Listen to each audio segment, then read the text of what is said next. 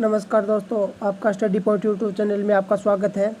आज हम राजस्थान के अध्ययन के बारे में देखिए। तो उसमें हम कक्षा 10 के प्रथम अध्ययन का जो बचा हुआ हिस्सा है, यानी कि स्वर्णिम भारत 1206 ईस्वी तक, उसमें हम आगे के अध्ययन करेंगे। हमने मौर्य काल तक पढ़ लिया था। उसके आगे देखिए शुंग वंश आता है। शुंग वंश की स्थापना 185 ईसा पूर्व में पुष्यमित्र शुंग ने की थी। मौर्य वंश के अंतिम राजा वैदत्त को हराकर शुंग वंश की स्थापना की थी तथा ये पुष्यमित्र शुंग ने इसकी स्थापना की थी। पुष्यमित्र ने अपने राज्यकाल में 2 बार अश्वमेध यज्ञ किया। पुष्यमित्र ने अपने राज्यकाल में 2 बार अश्वमेध यज्ञ किया तथा इस यज्ञ को पतंजलि ने पूर्ण किया था। इस यज्ञ का पुरोहित था वो पतंजलि था। देवभूति को उनके अमात्य ने, देवभूति जो शुंग वंश का अंतिम राजा था, तो उसके अमात्य ने 733 ईस्वी में सियासत से उतार दिया था तथा अपने राज्य का अपना शासन किया था। अब आता है सातवाहन वंश। सातवाहन वंश की स्थापना गोदावरी व कृष्णा नदियों सातवाहन वंश की स्थापना गोदावरी व कृष्णा नदियों के संगम पर है।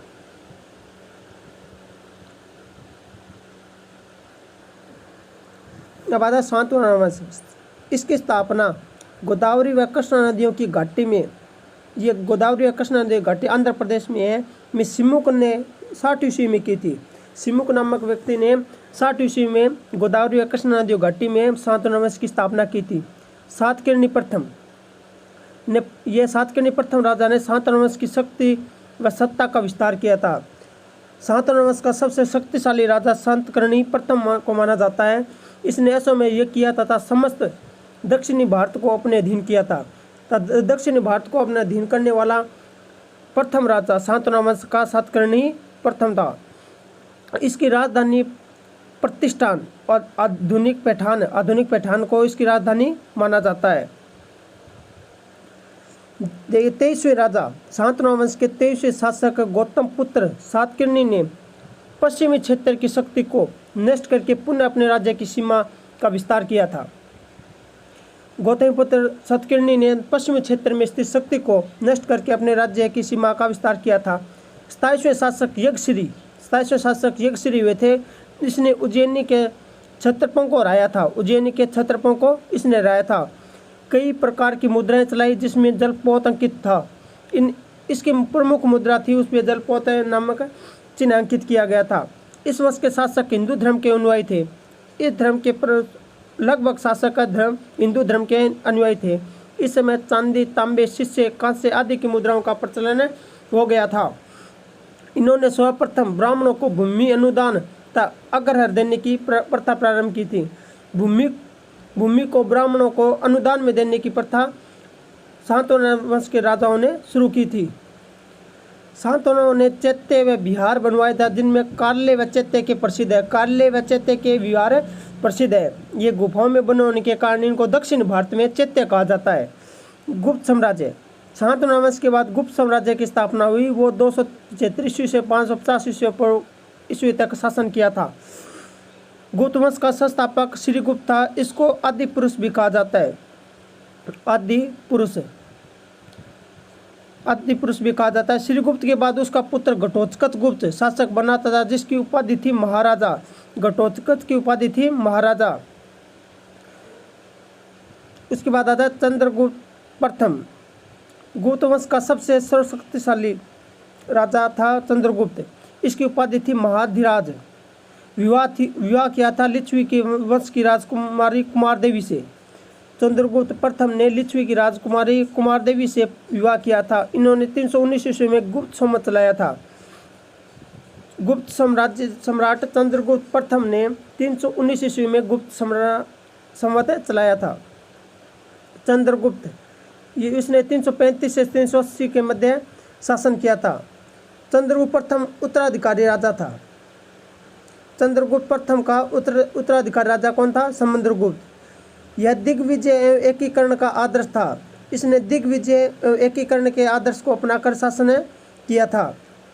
इसके दरबारी कवि हरिश्चंद्र ने इसकी सैनिक सफलताओं विवरण इलाहाबाद प्रशस्ति में किया है। इलाहाबाद प्रशस्ति में इसके सफलताओं का वर्णन किया है। इस प्रशस्ति पर अकबर ने इस प्रशस्ति को दिल्ली में लगवा दिया तथा इस पर जहांगीर व बीरबल का लेख भी अंकित किया मिलता है। इलाहाबाद प्रशस्ति के अनुसार यह कभी भी युद्ध नहीं हारा था। इलाहाबाद प्रशस्ति के अनुसार समुद्रगुप्त कभी भी अपने जीवन में युद्ध नहीं हारा था। इसने अश्वमेध यज्ञ भी किया था। समुद्रगुप्त प्रथम शासक था समुद्रगुप्त प्रथम शासक था जो गुप्तों में अश्वमेध यज्ञ करने वाला प्रथम शासक था। गुप्तों में सिक्कों पर अश्वमेध पराक्रम लिखा मिलता है। सिक्कों पर इसने अश्वमेध पराक्रम भी लिखाया था। ललित कलाओं में निपुण होने के कारण से कविराज की उपाधि भी प्राप्त थी। इसे कविराज की उपाधि भी प्राप्त थी।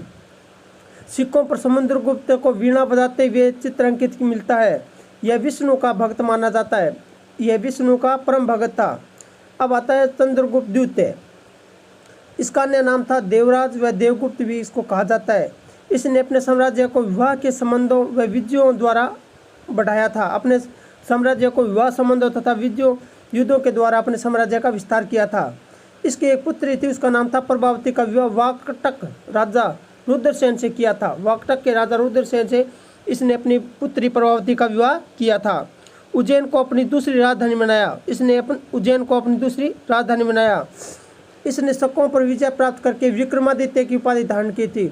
इसे विक्रमादित्य की उपाधि उन्होंने शकों पर विजय प्राप्त करने के बाद धारण की थी। अब आता है कुमारगुप्त। गुप्त वंश का राजा कुमारगुप्त। इसने 1414 से 1455 ईस्वी के मध्य शासन किया था। इसने नालंदा विश्वविद्यालय की स्थापना की थी। नालंदा विश्वविद्यालय की स्थापना इसने की थी। इसे नालंदा विश्वविद्यालय को ऑक्सफोर्ड ऑफ महायान भी कहा जाता है। ऑक्सफोर्ड ऑफ महायान भी कहा जाता है। इसका राज्य सौराष्ट्र से बंगाल तक फैल गया था। सौराष्ट्र गुजरात से लेकर बंगाल तक इसका राज्य था। इसको पुष्यगुप्त के विद्रोह का सामना भी करना पड़ा। कुमारगुप्त को पुष्यमित्र के विद्रोह का भी सामना करना पड़ा था। अब आता है स्कंदगुप्त। स्कंदगुप्त 455 से 467 ईस्वी के मध्य इसने शासन किया था। यह ज्येष्ठ पुत्र न होते हुए भी उत्तराधिकारी बना। इसने चंद्रगुप्त मौर्य द्वारा निर्मित सुदर्शन झील का जीर्णोद्धार कराया था। सुदर्शन झील का इसने जीर्णोद्धार कराया था। सुदर्शन झील है, ये गुजरात में है। गुजरात में इसने जीर्णोद्धार कराया था। इसने हुणों को पराजित किया। इसे हुणों को पराजित करने के कारण इसे हुण जूण भी कहा जाता है। हुण जूण की उपाधि भी धारण की थी। अब गुप्त काल में सांस्कृतिक गतिविधियां देखिए। सांस्कृतिक गतिविधियां गुप्त काल में वैदिक धर्म को मानने वाले थे। गुप्त राजा थे, वो वैदिक धर्म को मानने वाले थे। समुद्रगुप्त व कुमारगुप्त ने अश्वमेध यज्ञ भी किया था। समुद्रगुप्त व कुमारगुप्त ने अश्वमेध यज्ञ भी किया था। चंद्रगुप्त द्वितीय के समय चीनी यात्री फायान भारत आया था। चंद्रगुप्त द्वितीय के समय चीनी यात्री फायान भारत आया था। इसने बताया कि अपराध कम होते थे। फायान कहता था कि चंद्रगुप्त द्वितीय के समय अपराध बहुत ही कम होते थे। राजकाज की भाषा संस्कृत थी। गुप्त वंश में राजकाज की भाषा संस्कृत थी। रामायण महाभारत में मनु संहिता अपने वर्तमान स्वरूप में गुप्त काल में ही सामने आई थी। गुप्त काल में रामायण महाभारत मनु संहिता अपने वर्तमान स्वरूप में आई थी। दिल्ली में महारौली लोहा स्तंभ, नालंदा में 80 फुट ऊंची बुद्ध की तांबे की मूर्ति, सुल्तानगंज में स्थित 7.5 फुट ऊंची बुद्ध प्रतिमा भी मिलती है। ये गुप्त काल की ही मानी जाती है। अब देखिए इस काल में गुप्त काल में आर्यभट्ट, वराहमिहिर, ब्रह्मगुप्त ने गणित व ज्योतिष विज्ञान में बहुत योगदान दिया था। ये इस काल के बहुत ही प्रसिद्ध विद्वान माने जाते हैं। इसी समय दशमलव प्रणाली का आविष्कार भी हुआ था। दशमलव प्रणाली का आविष्कार गुप्तों के समय ही हुआ था। गुप्तों में प्रमुख कवि था वो कालिदास था। कालिदास ने अभिज्ञान शाकुंतलम नाटक, रघुवंश महाकाव्य, की रचना की थी। दूसरा इसका कवि था, महत्वपूर्ण कवि था, वो था मुद्रक, शूद्रक था। इसने मत्स्यम टिकम नाटक की रचना की थी। तीसरा इसका महत्वपूर्ण कवि था विशाखादत्त। इसने मुद्र राक्षस, अमर सिंह आदि लेखक हुए थे। अब गुप्त वंश का समाज देखिए, समाज किस तरह से विभाजित था। समाज 4 वर्णों में विभाजित था। ब्राह्मणों को सर्वोच्च स्थान दिया गया था। गुप्तों में ब्राह्मणों को सर्वोच्च स्थान दिया था। ब्राह्मण अध्ययन, अध्यापन, यज्ञ व दान करना इनका प्रमुख कार्य था। क्षत्रिय राष्ट्र की सेवा करना क्षत्रियों का प्रमुख कर्तव्य था। वेश्यों का कार्य था वाणिज्य संबंधी व्यापार करना, वाणिज्य या व्यापार करना। शूद्र का काम था वैश्य, ब्राह्मण और क्षत्रियों की सेवा करना था। धार्मिक कर्तव्यों में पति के साथ पत्नी की उपस्थिति भी अनिवार्य मानी जाती थी। स्त्री शिक्षा का प्रचलन, पर्दा प्रथा प्रचलित नहीं थी। स्त्री को शिक्षा का प्रचलन था, लेकिन पर्दा प्रथा नहीं थी, इसलिए महिलाओं की स्थिति अच्छी थी। पुत्र न होने पर संपत्ति पर अधिकार पत्नी का था। गुप्त वंश के बाद आता है वर्धन वंश। वर्धन वंश, इसका संस्थापना पुष्यभूति ने इसे 6ठी शताब्दी में दिल्ली के निकट थानेश्वर में वर्धन वंश की स्थापना की थी। पुष्यभूति शिव का उपासक था। यह शिव का उपासक माना जाता था। इस वंश में 3 राजा हुए थे, प्रभाकर वर्धन, राज्यवर्धन एवं हर्षवर्धन। प्रभाकर वर्धन के बाद राज्यवर्धन की गद्दी पर बैठा, जिसका वध बंगाल के गौड़ शासक शशांक ने कर दिया था। 606 ईस्वी में बंगाल के शासक शशांक ने 606 ईस्वी में इसका वध कर दिया था। इसके बाद हर्षवर्धन 606 ईस्वी से 47 ईस्वी तक राजा बना। यह राज्यवर्धन का छोटा भाई था। हर्षवर्धन ने 40 वर्षों तक शासन किया था। हर्षवर्धन ने 40 वर्षों शासन किया। यह निसंतान था, इसके कोई पुत्र नहीं थी, इसके कोई संतान नहीं था। इसके मृत्यु के बाद पुष्यभूति वंश का अंत हो गया था। इसके पुत्र न होने के कारण इसकी मृत्यु के बाद इसके शासन का अंत हो गया था। राजधानी थी कनौज। बहन हर्षवर्धन की छोटी बहन थी, उसका नाम था राजश्री। उपाधि थी हर्षवर्धन को महाधिराजा, महाधिराजा या महाधिराजा भी कहा जाता है। हर्षवर्धन उपासक शिव व सूर्य की पूजा करता था। यह प्रति 5वें वर्ष प्रयाग में गंगा व यमुना के संगम पर एक महोत्सव करके अपनी संपत्ति दान कर देता था तथा अपनी बहन से भिक्षा के रूप में मिले कपड़े ही पहनता था। चीनी यात्री हेनचांग इसके 6वें महोत्सव में शामिल हुआ था। चीनी यात्री हेनचांग इसके 6ठे महोत्सव में शामिल हुआ था। इसके बाद आता है पाल वंश। संस्थापक था गोपाल ने बंगाल में 750 ईस्वी में इसकी स्थापना, पाल वंश की स्थापना की थी। पाल वंश का दूसरा राजा था धर्मपाल। इस वंश का सबसे महान राजा माना जाता है। पाल वंश का सबसे महान राजा धर्मपाल को माना जाता है। धर्मपाल ने प्रतिहारों तथा राष्ट्रकूटों मध्य हुए त्रिकोणीय संघर्ष में अपने राज्य को सुरक्षित रखा था। त्रिकोणीय संघर्ष में अपने राज्य को धर्मपाल ने सुरक्षित रखा था। इसने अपनी राजधानी पाटलिपुत्र से बंगाल ले गया था। यह राजा अपनी राजधानी पाटलिपुत्र से बंगाल ले गया था। 9वें व अंतिम राजा महिपाल प्रथम ने राज्यकाल में चोल राजा राजेंद्र प्रथम से 1023 ईस्वी में गंगा के प्रदेशों को जीत लिया था। गंगा के प्रदेशों को इसने जीत लिया था। 12वीं शताब्दी के अंत तक पाल वंश की शक्ति क्षीण हो गई थी, यानी कि कमजोर हो गई थी पाल वंश की शक्ति। पाल वंशी राजा बौद्ध थे। ये अपने आप को बौद्ध धर्म के अनुयायी मानते थे। बौद्ध केंद्रों की उन्नति हुई। राजेंद्र प्रथम के समय बौद्ध केंद्रों की उन्नति हुई थी। नालंदा व विक्रमशिला महाविहारों को संरक्षण दिया था। नालंदा विश्वविद्यालय एवं विक्रमशिला विश्वविद्यालयों को पाल वंश के राजाओं ने संरक्षण दिया था। उसके बाद आता है राष्ट्रकूट वंश। इसकी स्थापना दंती दुर्ग ने 736 ईस्वी में की थी। इसने नासिक को अपनी राजधानी बनाया था। इस वंश में 14 शासक हुए थे। राष्ट्रकूट वंश में प्रमुख 14 शासक हुए थे। यह वातापी के चालुक्यों का सामंत था। राष्ट्रकूट था, वो वातापी के चालुक्यों का संबंध था। इसने चालुक्य शासक कीर्तिवर्मा द्वितीय को पराजित करके दक्षिणी में चालुक्यों की सत्ता समाप्त की थी। इसने दंतीदुर्ग चालुक्यों कीर्तिवर्मा द्वितीय को हराकर इन्होंने दक्षिणी भारत में चालुक्यों की सत्ता समाप्त की थी। इस वंश का एक राजा था कर्षण प्रथम ने एलोरा के प्रसिद्ध कैलाशनाथ मंदिर का निर्माण करवाया था। कैलाशनाथ मंदिर का निर्माण कर्षण प्रथम ने करवाया था। चौथे शासक ध्रुव ने गुर्जर प्रतिहार शासक वत्सराज को पराजित किया था तथा इस वंश के पांचवें शासक गोविंद सिंह तृतीय ने गुर्जर प्रतिहार शासक नागभट्ट द्वितीय को हराया था। इस वंश के छठे शासक अमघोष वर्ष ने 64 वर्ष तक शासन किया था। अरबी यात्री सुलेमान ने इसकी गणना विश्व के तत्कालिक महान राजा शासकों ने की थी। सुलेमान अरबी शासक सुलेमान अमघोष वर्ण के शासनकाल में भारत में आया था। कृष्ण तृतीय के शासनकाल में राष्ट्रकूटों का दक्षिण के चोल शासकों से एक दीर्घकालीन संघर्ष प्रारंभ हो गया था। राष्ट्रकूटों का प्रभाव कल्याणी के चालुक्यों द्वारा हुआ था। यह वंश संस्कृत व कन्नड़ साहित्य के पोषक थे। इन्होंने संस्कृत व कन्नड़ साहित्य के ये पोषक माने जाते हैं। इस वंश के बाद आता है गुर्जर प्रतिहार वंश। संस्थापकता नागभट्ट प्रथम 725 ईस्वी में गुजरात में इसने स्थापना की थी। नागभट्ट ने सिंध की ओर से होने वाले अरबों के आक्रमण का सफलतापूर्वक सम्मान किया था। इस वंश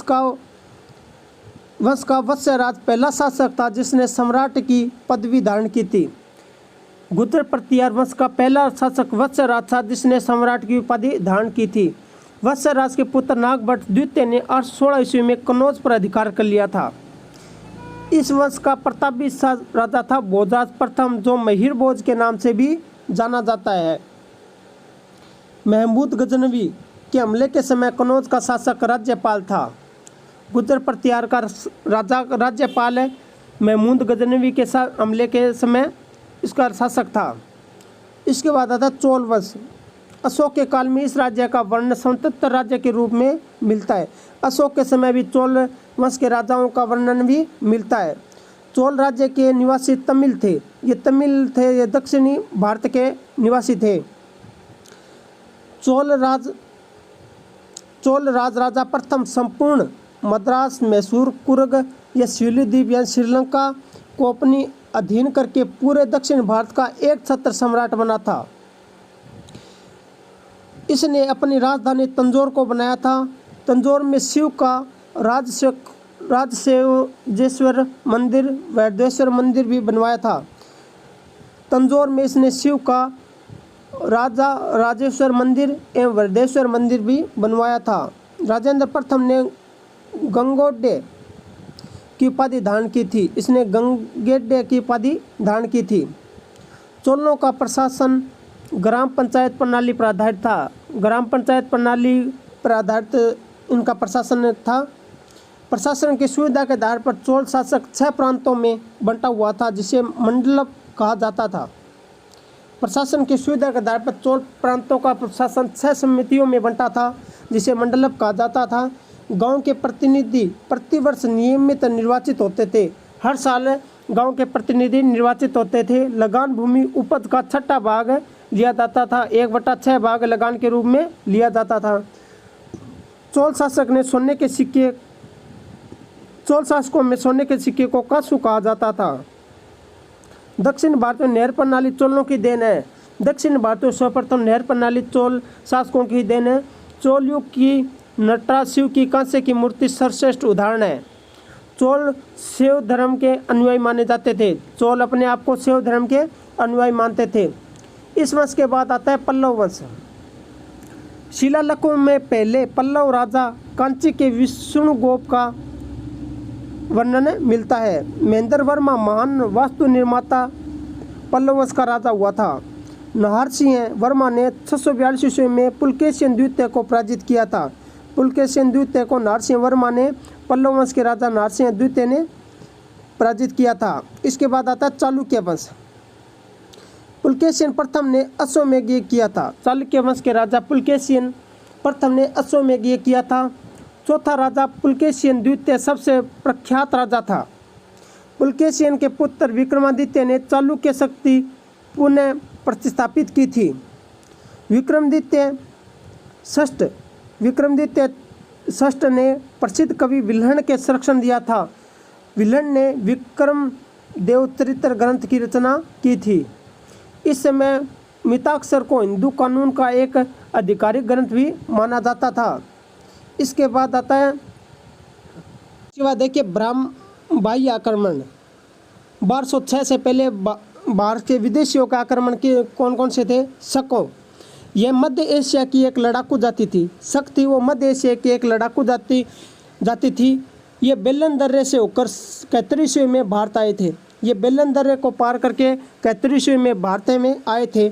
महाभारत व रामायण में शक बस्तियों को कंबोज के साथ रखा जाता था। महाभारत और रामायण में शक बस्तियों को कंबोजों के साथ रखा जाता था। इन्होंने सिंध प्रदेश जीतकर सौराष्ट्र में शक शासन की स्थापना की थी। गुजरात में इन्होंने शक शासन की स्थापना की थी। तक्षशिला में शक शासकों में मावेज व एजेज के नाम आते हैं। तक्षशिला विश्वविद्यालय था, वो महान शिक्षा का विद्यालय था। इसमें मावेज व एजेज का नाम प्रमुख रूप से आता है। तक्षशिला में शक शक्ति का विनाश पल्लवों द्वारा किया गया था। तक्षशिला में शकों की शक्ति का विनाश पल्लव राजाओं ने किया था। मथुरा में शकों का विनाश कुषाणों ने किया था। कुषाण राजाओं ने किया था। दूसरी जाति थी लड़ाकू जाति थी हुण। यह मध्य एशिया की एक बर्बर जाति थी जिसे शकों के मार्ग से भारतवर्ष में प्रवेश किया। इन्होंने भी शकों के मार्ग से बेलन दर्रे से होकर भी भारत में प्रवेश किया था। हुणों को दैत्य भी कहा जाता है। इस जाति को दैत्य भी कहा जाता है। सर्वप्रथम स्कंदगुप्त के समय इनका आक्रमण हुआ था। स्कंदगुप्त के समय आक्रमण हुआ था जिसमें इनकी पराजय हुई थी। हुणों के कारण ही गुप्त साम्राज्य नष्ट हो गया था। हुणों के आक्रमण के कारण ही गुप्त साम्राज्य नष्ट हुआ था। तीसरी जाति थी कुषाण वंश। कुषाणों को युची या तोलेचरियन कहा जाता था। तेलेचरियन कहा भी जाता था। विम फंडिस ने द्वितीय ने शैव धर्म का अनुयायी था। इसने पहली बार अपने नाम के सोने के सिक्के चलाए थे। विंसवेन द्वितीय ने अपने नाम के सोने के सिक्के चलाए थे। कनिष्क राजा इसके समय कश्मीर के कुंडलवन में आचार्य सुमित्र की अध्यक्षता में चौथी बौद्ध संगीति आयोजित हुई थी। कनिष्क के समय भारत में कश्मीर में चौथी बौद्ध संगीति आयोजित की गई थी। इसकी प्रथम राजधानी पेशावर पाकिस्तान, इसको पुरुषपुर कहा जाता है। दूसरी राजधानी मथुरा थी। इसने 78वीं ईस्वी में शक संवत चलाया था। इस 78वीं ईस्वी पूर्व में इसने शक संवत चलाया था। महास्थान बोगरा में पाई जा गई सोने की मुद्रा पर कनिष्क की एक खड़ी मूर्ति अंकित मिलती है। कनिष्क की एक खड़ी मूर्ति अंकित मिलती है। कनिष्क के समय भारत में आर्थिक समृद्धि आई थी। तो दोस्तों आज के लिए इतना ही। कक्षा 10 का प्रथम अध्ययन में इतना ही था। अब हम आगे कक्षा 10 का द्वितीय अध्ययन के बारे में आगे की वीडियो में अध्ययन करेंगे। तो आज के लिए इतना ही। थैंक यू, धन्यवाद।